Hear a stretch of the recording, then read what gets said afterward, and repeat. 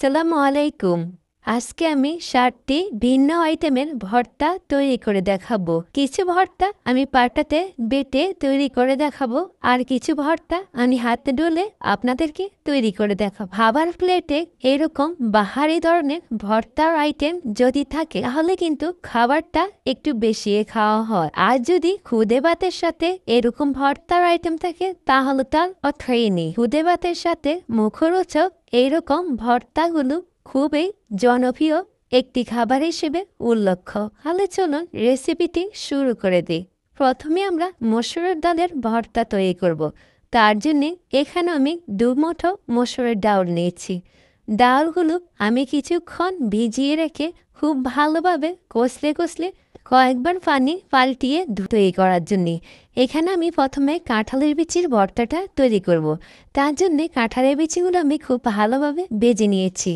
এখন এই কাঁঠালের বিচিগুলোকে পাটায় নিয়েছি। কাঁঠালের বিচিগুলো যেহেতু একটু শক্ত টাইপের হয়, তাই এগুলোকে পুতার সাহায্যে এগুলোকে ভেঙে নিতে হবে। এভাবে যদি পুতার সাহায্যে কাঁঠালের বিচিগুলোকে ভেঙে নেওয়া হয় তাহলে কিন্তু কাঁঠালের বিচিটার ভর্তা তৈরি করতে একেবারেই সহজ।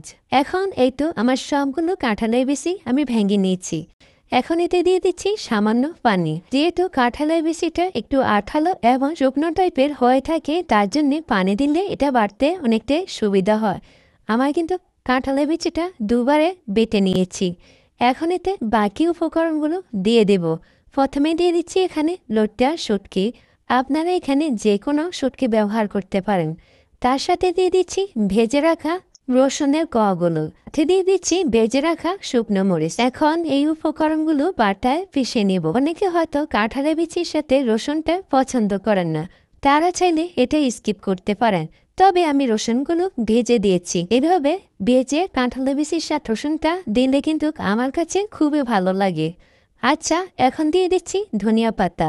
এখানে আমি বিলেতি ধনিয়া পাতাটা দিয়েছি। বাজারে কিনা ধনিয়া পাতা থেকে বিলেতি ধনিয়া পাতাটার ঘ্রাণ অনেকটা বেশি, আর ভর্তাতে ধনিয়া পাতার পরিমাণটা বেশি হলে খেতেও দারুণ লাগে, কারণ এর সুঘ্রাণটা অনেক বেশি ভালো লাগে ভর্তার সাথে। এখন তার সাথে দিয়ে দিয়েছিলাম একটা পেঁয়াজ ধনিয়া পাতা খুব ভালোভাবে মিহি করে বেটে নিয়েছি। এখন এসব উপকরণ একসাথে আবার একটু বেটে মিক্স করে নিব। কাঁঠালের বিচির ভর্তাটা কার কাছে কেমন লাগে? আমার কাছে কিন্তু খেতে খুবই দারুণ লাগে। প্রত্যেক বছর তো আমরা এভাবে কাঁঠালের বিচির ভর্তা করে থাকি, কারণ কাঁঠালের বিচিটা আলাদাই স্বাদ। তৈরি হয়ে গেছে আমার কাঁঠালের বিচির ভর্তা। চলে যাচ্ছি আরেকটি ভর্তা তৈরি করার জন্য। এখন আমি যে ভর্তাটি তৈরি করব এটা হলো কালো জিরের ভর্তা। আমি যে কালো জিরেটা তেলে রেখেছি সেটারে ভর্তা তৈরি করব। প্রথমে ফাটাতে কালো জিরে দিয়ে দিচ্ছি, তার সাথে দিয়ে দিচ্ছি সামান্য পানি। যেহেতু কালো জিরেটা অনেকটাই শক্ত এবং শুকনো, তাই এটা ভাজতে একটু কষ্টে হবে, তাই এটাতে সামান্য পানি দিয়ে বেটে নিতে হবে। কালো জিরের ভর্তাটা পাটায় বেটে তৈরি করতে গেলে একটু কষ্টে মনে হবে, কিন্তু পাটায় বাটা কালো জিরের ভর্তাটা খেতে কিন্তু দারুণ হয়। আর এর কিন্তু অনেক গুণাবলী রয়েছে, যা আমরা অনেকেই জানি। এখন দিয়ে দিচ্ছি শুকনো মরিচ ভাজা এবং রসুনের কোয়া ভাজা, আর সাথে দিয়ে দিচ্ছি বিলেতি ধনিয়া পাতা এবং সামান্য লবণ। এখন এই সমস্ত উপকরণ খুব ভালোভাবে মিহি করে বেটে নিচ্ছি। দিয়ে দিচ্ছি এখানে ভেজে রাখা পেঁয়াজ। এখানে কাঁচা পেঁয়াজটাও ব্যবহার করা যাবে। এখন আবারও সবকিছু খুব ভালোভাবে মিহি করে পাটায় বেটে নিচ্ছি। খুব ভালোভাবে যখন সবকিছু বাটা হয়ে যাবে, এখন সবকিছু মিক্স করে নিব। সবকিছু মিক্স করে নেওয়ার পর আবারও একবার এটা বেটে নেব। এতে করে সবকিছু একসাথে মিলেমিশে যাবে। তবে যদি একবার কালো জিরের ভর্তা তৈরি করে খান তাহলে বুঝবেন এর স্বাদ কেমন। বিশেষ করে গরম ভাতের সাথে কালো জিরের ভর্তাটা দারুণ লাগে। এই তো আমার কিন্তু ভর্তাটা তৈরি হয়ে গেছে। তো চলে যাচ্ছি আরেকটি ভর্তা তৈরি করার জন্যে।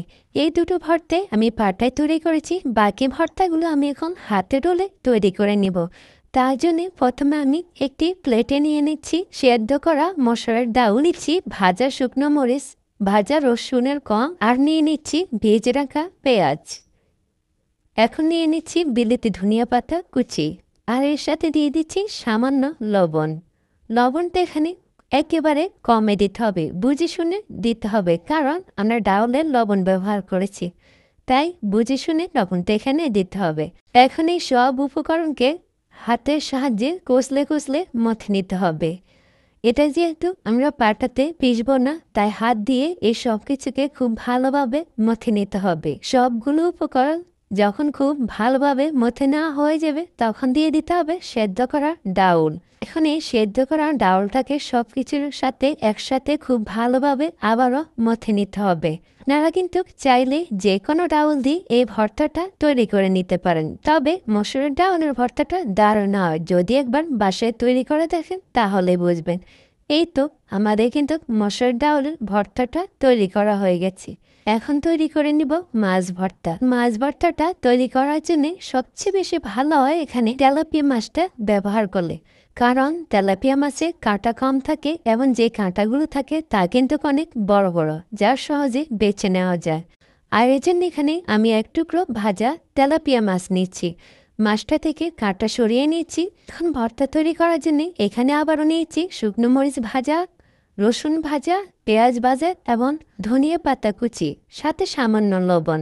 লবণটা এখানে বুঝে দিতে হবে, কারণ মাছে কিন্তু আমরা লবণ ব্যবহার করি। এই সমস্ত কিছুকে আবার হাতের সাহায্যে ডলে নিচ্ছি। যখন সবকিছুকে খুব ভালোভাবে ডলে নেওয়া হয়ে যাবে, তখন এই মাছগুলো দিয়ে খুব ভালোভাবে মেখে নিতে হবে। সবগুলো উপকরণ যেন একসাথে মিলেমিশে যায়। এই তো তৈরি করে নিলাম মাছ ভর্তা।